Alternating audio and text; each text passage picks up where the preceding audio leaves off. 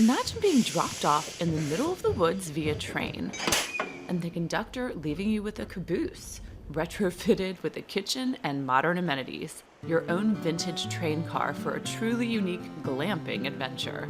It's an experience that you can have in West Virginia. All aboard, because on this episode of Travels with Darley's Southern Trails, we're riding scenic trains, camping in an original Wabash Railroad caboose, and chasing beautiful waterfalls on the Waterfall Trail in West Virginia. I'm Darley Newman, and I'm taking you on an immersive adventure.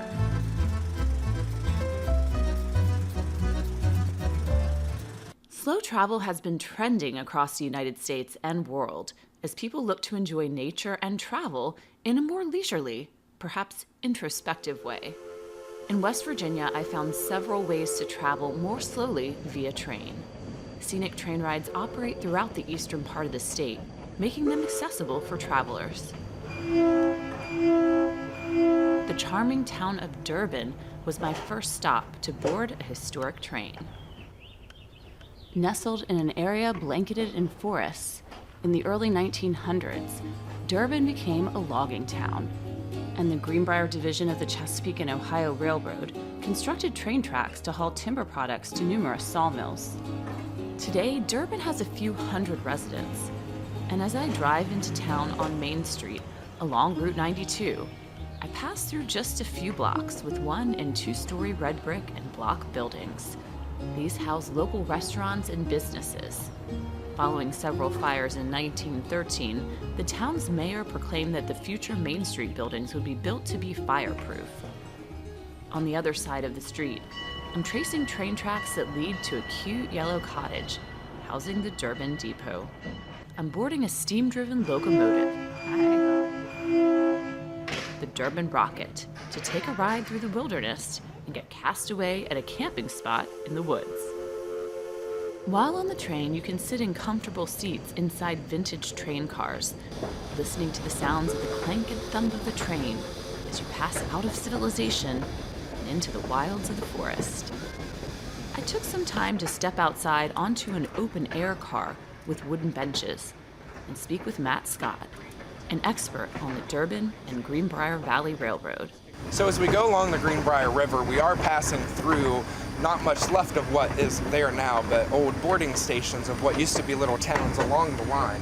When we get to where we're going to drop off a couple cabooses for the night stay where people like to camp. Heavener Station. But historically speaking, this line did have some stops along the way to the paper mills, for example. So there was a lot of action that happened back in the day. The Durbin Rocket locomotive was built by the Heisler Locomotive Company in Erie, Pennsylvania in 1926. Known as a 3-truck Class C 90-ton geared logging locomotive, it was built for power and versatility, hauling logs to the mill and operating for 40 years. While today the area is heavily wooded, travelers and workers in the early 1900s would have seen small mill towns and logging operations along the route. On today's 5.5-mile ride, you're truly traveling slow at top speeds of around 5 miles an hour.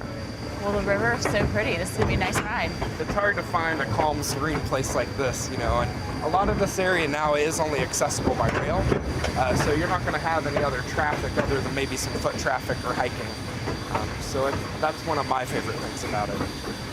For those with a sense of adventure and who book way far in advance, part of this trip can include an overnight stay in an original Wabash Railroad caboose that's been refurbished with modern amenities. In addition to being immersed in your own piece of nature in the West Virginia woods, you're staying in a place with history. Trains had their steam engines in the front and cabooses in the back, and train yards often had several of these cabooses on site at any given time. Conductors and brakemen working long hours on the train and in train yards might have spent more time on these cabooses than at home with their families. We get to the end of our journey, and I step off the train onto the grassy, rocky footing amid the forest to check out the bright red Wabash caboose and see the cast-off. Complete with a small kitchen along one wall with a gas stove, refrigerator, sink, desk for hanging out or eating, bathroom and shower, and adorned with train-themed curtains. Windows bring light into this train car, where up to 6 of your group can sleep inside or outdoors. Many people use the black stone griddle and grill out, go fishing, biking, or hiking in the woods. As the steam train detaches and casts you off, you'll realize you're on your own for this camping adventure. There's no cell phone reception, only the bears, birds, and your own travel companions here. But if you want to get off the grid amid nature, this is a truly special way to experience the beauty of our planet. For another train adventure, I'm heading to Cass, an old mill town dating back to 1901. Founded by the West Virginia Pulp and Paper Company as a home area for loggers working in the nearby mountains, Cass is now part of the Cass Scenic Railroad State Park and has been well preserved with a museum, historic steam engine locomotive that travelers can ride, and popular diner. Mary Snyder, who was born and raised in Cass, takes me for a walk through town among the old company houses, 2-story white wooden homes that today travelers can rent. 2 are even wheelchair accessible. During its height, when Mary Snyder's dad and grandfather worked here, Cass was home to over 2,000 residents. As we walk along the boardwalks that serve as sidewalks amid the historic homes, Mary shares her story. Growing up here, my family worked here. My grandfather, Lambert, worked in the woods. My grandfather, Neighbors, worked at the mill. And then my father worked there until the mid-40s when the war came. It basically looks like it did whenever I grew up. The picket fences were everywhere, and the houses haven't changed the outside. As West Virginia's timber industry declined, so did Cass. In 1916, the mill and railroad shut down. The town was taken over by the state park system and preserved, so visitors can take a look at the past. So how many people live here today? Oh, maybe 25. Okay. So small community. Right. From scenic trails to beautiful waterfalls, West Virginia has the first ever statewide Waterfall Trail, and a great way to experience it is by taking a road trip. There are over 200 waterfalls in West Virginia, and we're traveling through the Monongahela National Forest along the Highland Scenic Highway, one of the eastern United States' great scenic drives, to spot a few. At the falls of Hills Creek, I park my car and get ready to hike into the forest, where I'll reach a series of 3 waterfalls. You'll want to have good walking shoes for this trek, along a series of pathways and wooden stairs amid a forested rocky gorge. For those keeping in mind accessibility, a 3/4 of a mile paved trail is wheelchair accessible, reaching the Upper Falls viewing platform. The 3 waterfalls at the Falls of Hills Creek span from 25 feet to 63 feet, the second highest waterfall in West Virginia. The Highland Scenic Highway is 43 miles of scenic views around every turn, and is one of my favorite off-the-beaten-path scenic drives. Along the Waterfall Trail and in the Monongahela National Forest, you can also check out Seneca Creek Falls, located at the base of the highest point in West Virginia, Spruce Knob.